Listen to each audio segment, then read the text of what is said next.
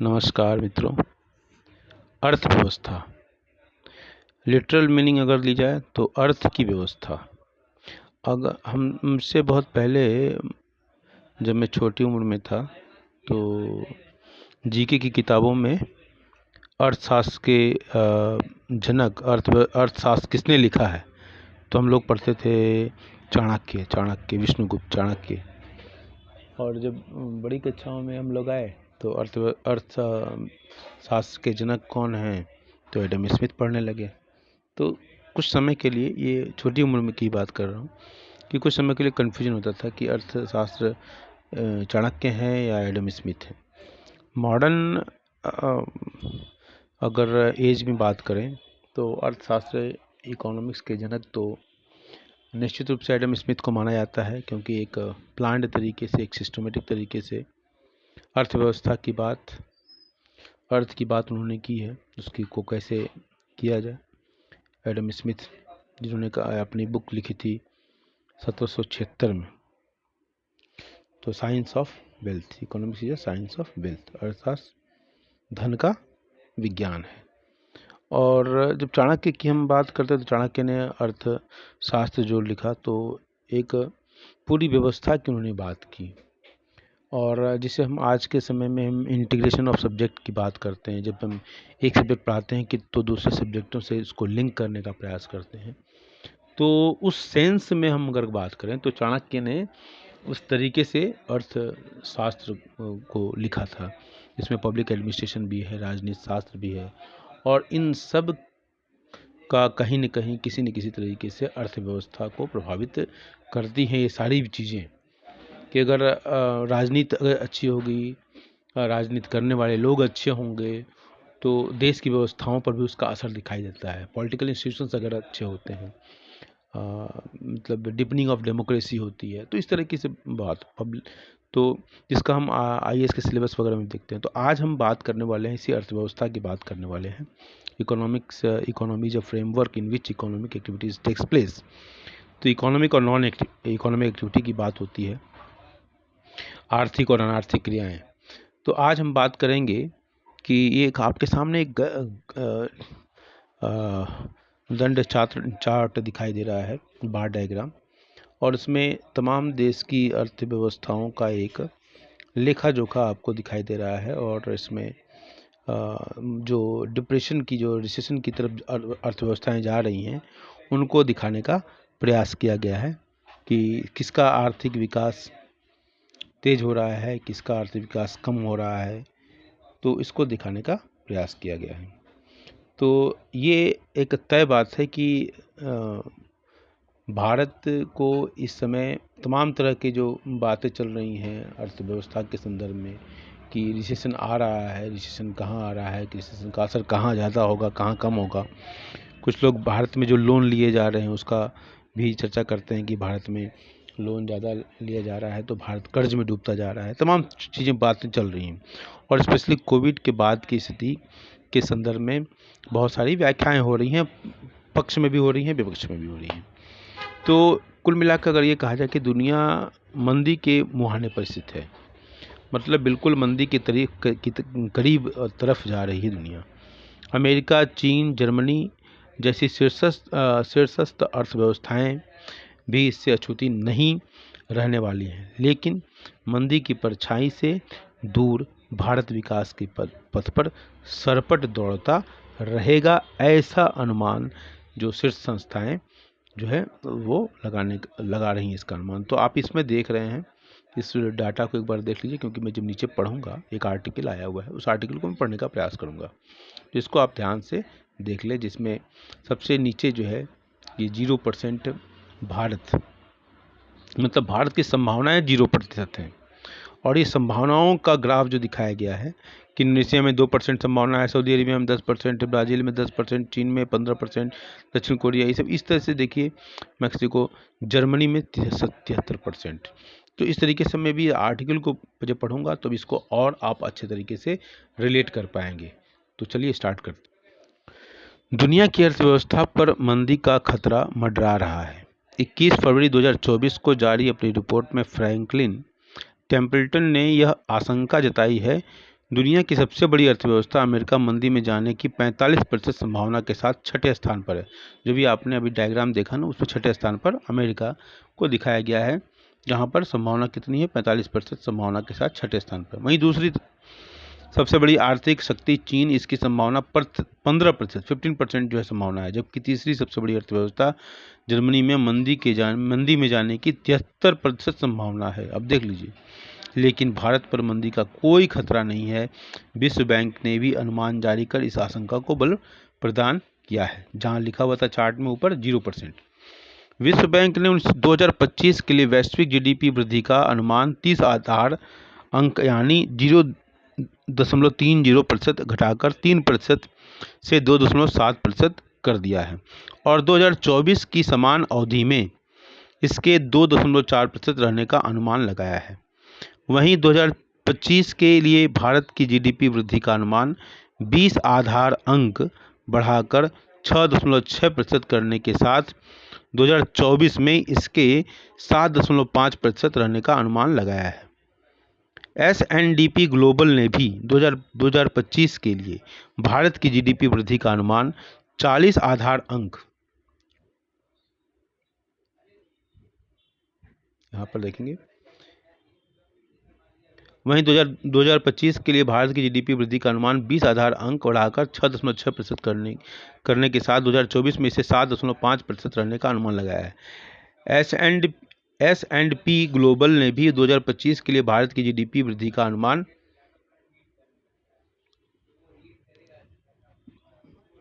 40 आधार अंक बढ़ाकर 6.8% कर दिया है।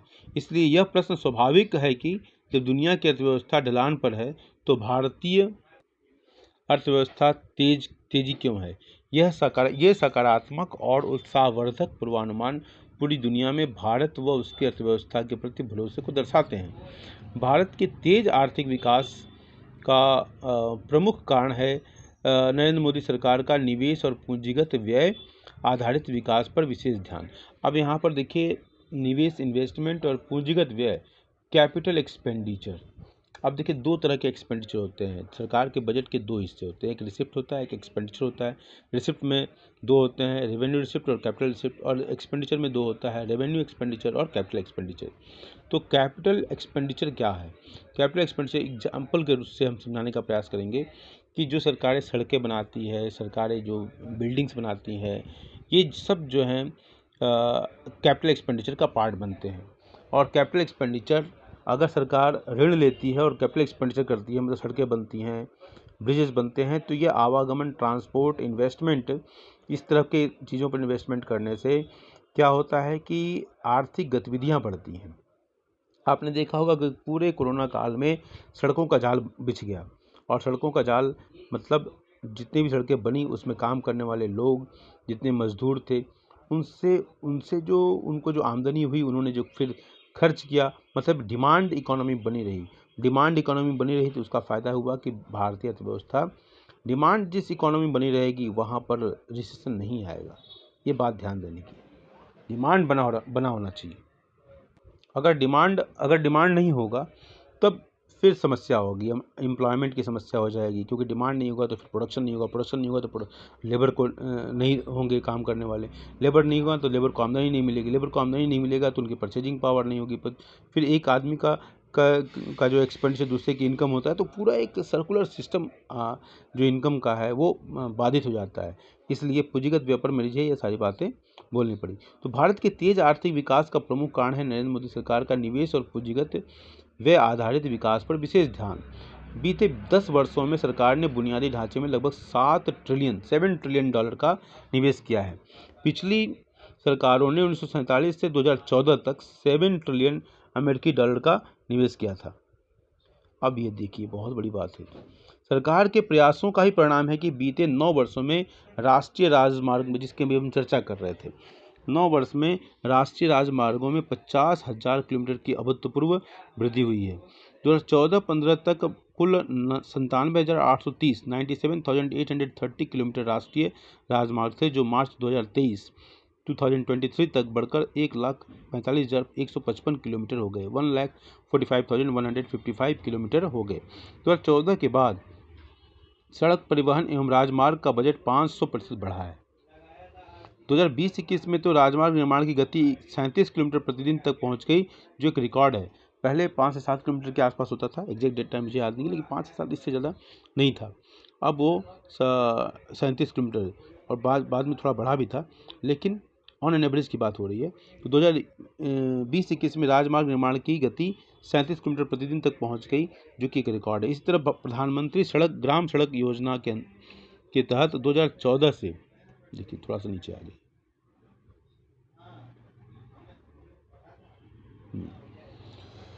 हाँ, इसी तरह प्रधानमंत्री ग्राम सड़क योजना के तहत 2014 से अब तक 3.7 लाख किलोमीटर सड़कें बनी हैं।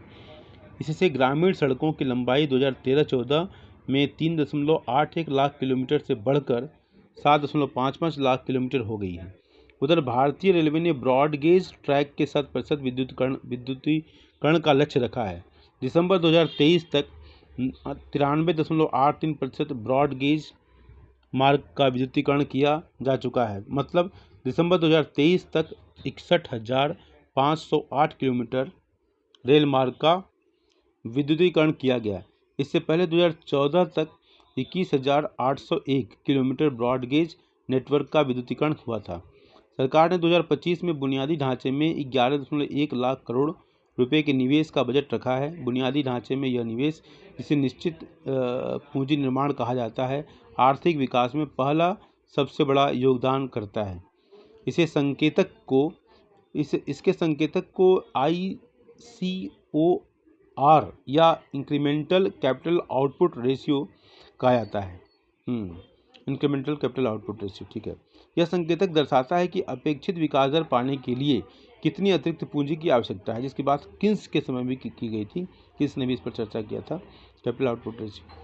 मान लीजिए कि किसी देश को उत्पादन में 1.5% की वृद्धि हासिल करने के लिए 1% वृद्धिशील निवेश की आवश्यकता है, यानी ICOR 1 है। ICOR एक मानक है जिसका उपयोग निवेश में वृद्धि के आधार पर GDP की वृद्धि की गणना के लिए किया जाता है। भारत के मामले में ICOR 4.4 है। इस तरह उत्पादकता आधारित प्रोत्साहन PLI योजनाओं में कॉरपोरेट निवेश एक प्रमुख योगदान करता है। नवंबर 2023 तक PLI योजनाओं ने 1.03 लाख करोड़ रुपए से अधिक का निवेश आकर्षित किया। इससे 8.61 लाख करोड़ रुपए का उत्पादन और बिक्री हुई, जबकि निर्यात 3.2 लाख करोड़ रुपए से अधिक हो गया। साथ ही 6.78 लाख से अधिक लोगों के लिए प्रत्यक्ष और अप्रत्यक्ष रोजगार भी उत्पन्न किया है। जनवरी 2024 तक 14 क्षेत्रों में 3 लाख करोड़ रुपए, थोड़ा सा नीचे आ गए, साथ ही 6.78 लाख से अधिक लोगों के लिए प्रत्यक्ष और अप्रत्यक्ष रोजगार भी उत्पन्न किया है। जनवरी 2024 तक 14 क्षेत्रों में 3 लाख करोड़ रुपए से अधिक के अनुमानित निवेश के साथ 746 आवेदन स्वीकृत किए गए हैं। PLI लाभार्थियों में 176 MSME है, जिसमें थोक दवाओं, चिकित्सा उपकरण, फार्मा, दूरसंचार, सफ़ेद वस्तुओं, खाद्य प्रसंस्करण, कपड़ा, ड्रोन जैसे क्षेत्र शामिल हैं। इसके अलावा 2020-21 के बाद से मोबाइल फ़ोन के उत्पादन में 1.25 गुना से अधिक और निर्यात में 4 गुना से अधिक वृद्धि हुई है। तो हम एक्सपोर्ट भी कर रहे हैं मोबाइल। PLI योजना में अब 2 लाख करोड़ रुपए का निवेश होगा, तो रोजगार और निर्यात में कई गुना वृद्धि होगी, जिसे मल्टीप्लायर इफेक्ट के माध्यम से किसी ने समझाया था कि जितना ही इन्वेस्टमेंट करेंगे, इन्वेस्टमेंट का जैसे उसने एक फॉर्मूला दिया था, K = 1/1 - MPC। तो MPC मार्जिनल प्रोपेंसिटी कंज्यूम, मतलब डिमांड अगर बनी रहेगी, जितना ही कंजम्पशन बढ़ेगा उतना ही हमारा मल्टीप्लायर हाई होगा। और K का एक फार्मूला होता है, K = ΔY/ΔI, जिसकी यहाँ बात हो रही है कि अगर इन्वेस्टमेंट बढ़ेगा, PLI योजना में अब जब और 2 लाख करोड़ रुपए का निवेश होगा, तो रोजगार और निर्यात में कई गुना वृद्धि होगी। देखिए अब K = ΔY/ΔI, तो अगर I बढ़ेगा, इन्वेस्टमेंट बढ़ेगा, जिसकी बात हो रही है, 2 लाख करोड़ रुपए निवेश होगा, तो I बढ़ रहा है, तो I बढ़ेगा और K × I = इनकम, तो रोजगार और निर्यात में कई गुना वृद्धि होगी, क्योंकि प्रोडक्शन ज़्यादा होगा तो उसको एक्सपोर्ट भी करेंगे, तो रोजगार और निर्यात में कई गुना वृद्धि होगी, तो जो फिर से आर्थिक विकास को गति देगा, मतलब एक साइक्लिक प्रोसेस शुरू हो जाएगा। 2022-23 के दौरान कुल मोबाइल फ़ोन निर्यात में PLI लाभार्थियों की हिस्सेदारी लगभग 82% रही। रक्षा निर्यात में ऐतिहासिक वृद्धि। इसके बाद आर्थिक विकास का अगला सबसे बड़ा चालक है ना, ड्राइवर जिसको कहते हैं, निर्यात है। ठीक है, आर्थिक विकास का अगला सबसे बड़ा चालक क्या है? निर्यात है, एक्सपोर्ट। जितना एक्सपोर्ट होगा उतना ही हमारे डोमेस्टिक प्रोड्यूसर्स को, एंटरप्रेन्योर्स को फ़ायदा होगा। 2024 में देश का व्यापारिक निर्यात लगभग 435.3 अरब डॉलर होने की उम्मीद है, जो 2023 में 447.46 अरब डॉलर था। एक वर्ष पहले की समान अवधि की तुलना में मार्च तिमाही में व्यापारिक निर्यात लगभग 3% बढ़कर 118.2 अरब डॉलर हो जाएगा।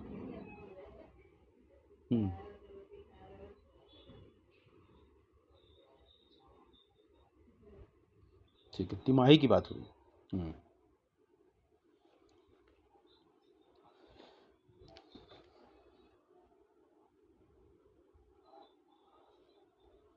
रक्षा उत्पाद निर्यात में तो भारत ने मात्र एक वर्ष में 32.5% की रिकॉर्ड वृद्धि हासिल की। पहली बार देश का रक्षा निर्यात 21,000 करोड़ रुपए के पार गया। पहले हम कितना इंपोर्ट करते थे, और उसमें डिफेंस डील होती थी, और उसमें घोटाले भी होते, स्कैम्स भी होते थे। अदनान खगोसी और कौन चंद्रा याद नहीं आ रहा है, कुछ पॉलिटिकल लीडर्स के साथ उनके नाम जोड़े जाते हैं। और इसके अलावा बोफोर्स का नाम तो आप जानते ही हैं कि स्कैम जो हुआ था। तो पहली बार देश का रक्षा निर्यात 21,000 करोड़ रुपए। अभी सरकार ने परसों नरसों का न्यूज है कि 65,000 करोड़ का ऑर्डर HAL को, हिंदुस्तान एरोनॉटिक्स लिमिटेड को, से डिफेंस गुड्स परचेज करेगी सरकार, 65,000 करोड़ का लगभग। एग्जैक्ट फिगर मुझे लगता है कि मैं सही बोल रहा हूँ, लेकिन फिर भी पहली बार देश का रक्षा निर्यात 21,000 करोड़ रुपए के पार गया है। भारत ने 84 देशों को रक्षा उत्पाद बेचकर यह उपलब्धि हासिल की है। कितनी बड़ी बात है, जिसमें मेक इन इंडिया से जुड़ी लगभग 50 भारतीय कंपनियों की भूमिका महत्वपूर्ण रही। इसी तरह अप्रैल-दिसंबर 2023 में सेवा निर्यात बढ़कर इसी तरह अप्रैल-दिसंबर 2023 में सेवा निर्यात बढ़कर 2084.45 अरब डॉलर हो गया, जो अप्रैल-दिसंबर 2022 में 267.5 अरब डॉलर था। ऑस्ट्रेलिया, UAE और यूरोप जैसे देशों के साथ मुक्त व्यापार समझौता FTA फ्री ट्रेड एग्रीमेंट होने के बाद निर्यात में वृद्धि की उम्मीद है। अमेरिका, ब्रिटेन और यूरोपीय संघ के साथ FTA के बाद इसमें और उछाल की उम्मीद है। कई वैश्विक खरीदारों ने चीन को छोड़ भारत का रुख किया है, जिससे निर्यात बढ़ा है। वैश्विक आपूर्ति श्रृंखला का यह पुनर्गठन कोविड महामारी की देन है, जो चीन से दुनिया भर में फैली है। चीन में लॉकडाउन के कारण वैश्विक आपूर्ति श्रृंखला प्रभावित हुई है, जिसका दुनिया की सभी प्रमुख अर्थव्यवस्थाओं पर असर पड़ा। सन 2021 में प्रधानमंत्री नरेंद्र मोदी ने 3 वैश्विक मंचों, संयुक्त राष्ट्र महासभा, G8 और G20 शिखर सम्मेलन में सभी देशों से अपनी वैश्विक आपूर्ति श्रृंखलाओं को पुनः व्यवस्थित करने का आह्वान किया था। इसका परिणाम दिखने लगा है। आर्थिक विकास में अंतिम योगदानकर्ता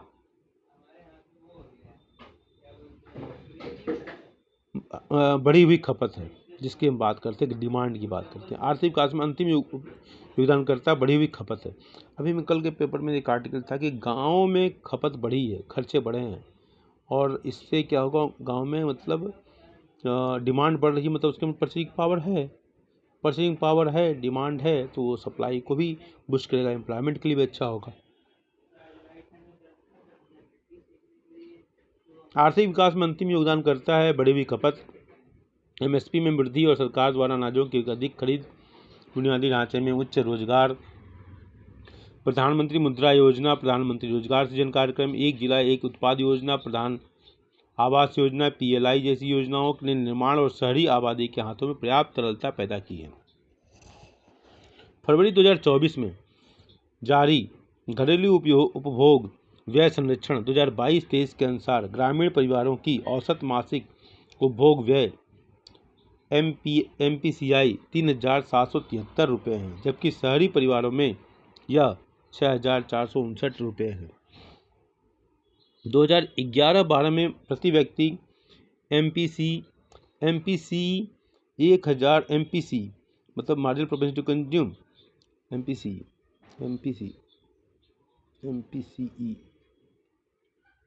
expenditure marginal propensity to consume expenditure प्रति व्यक्ति। एक तो होता है एवरेज प्रोपेंसिटी टू कंज्यूम, एक होता है मार्जिनल प्रोपेंसिटी टू कंज्यूम। ये कंज्यूमशन एक्सपेंडिचर की बात हो रही है। प्रति व्यक्ति 2011-12 में प्रति व्यक्ति MPCE 1,430 रुपये था, यानी उसमें 164% की वृद्धि हुई। भारतीय ऑटोमोबाइल सेक्टर ने 2023 में 41 लाख वाहन बेचे, जो 2022 में 37.9 लाख की तुलना में 8.2% अधिक है। कुल मिलाकर घरेलू खपत में बढ़ोतरी ही देश की आर्थिक वृद्धि का आखिरी कारण है। भारत का आर्थिक विकास जिन 3 स्तंभों पर टिका है वे पूरी तरह संतुलित हैं। इन तथ्यों के आधार पर कहा जा सकता है कि भारत एक मजबूत आर्थिक विकास के लिए तैयार है और इसे मंदी का कोई खतरा नहीं है। तो निर्यात भी ठीक है, घरेलू खपत भी ठीक है और GDP तो ठीक है ही है। तो इस तरीके से भारत एक मजबूत स्थिति में विद्यमान है। और हाँ, हालांकि सरकार को समय समय पर अलर्ट करते रहना चाहिए। एक सजग सिटीजन का ये कर्तव्य होता है, परम कर्तव्य होता है कि सरकार को आगाह करते जाएं, क्योंकि सरकार भी अपनी होती है, सरकार के लिए देश भी अपना होता है और देश के नागरिकों के लिए तो देश अपना है ही है। उनके लिए मतलब उनका कोई वैसा प्रॉफिट मोटिव नहीं होता है। कभी कभी सर इस बात को भी हमको देखने की ज़रूरत है। कई बातें हैं इसमें, तो हमको सजग नागरिक होने की ज़रूरत है और अपने आर्टिकल्स के माध्यम से जहाँ सरकार अच्छा करे उसको अप्रिशिएट भी करें। आप लगातार केवल निगेटिविटी फैलाएंगे और अगर लगातार सरकार के पक्ष की बात करेंगे तो दोनों तरफ से जो सिस्टम ठीक नहीं है। समालोचना पत्रकारिता में प्रॉस एंड कॉन्स दोनों पर विचार किया जाता है, जबकि ऐसा नहीं दिखा जा रहा। जो विरोधी हैं कट्टर विरोधी हैं और जो सपोर्टर हैं कट्टर, ऐसा नहीं। सरकार को आगाह भी करना जरूरी है और विरोधियों को भी समझना चाहिए कि सरकार जहाँ अच्छा करेगी तो उससे आपकी क्रेडिबिलिटी बनी रहेगी। फिलहाल तो ये हमारा आर्टिकल काफ़ी विस्तृत रूप में और एक अच्छी समझ देने वाला आर्टिकल है और इसका वाचन करके बड़ी खुशी हुई मुझे।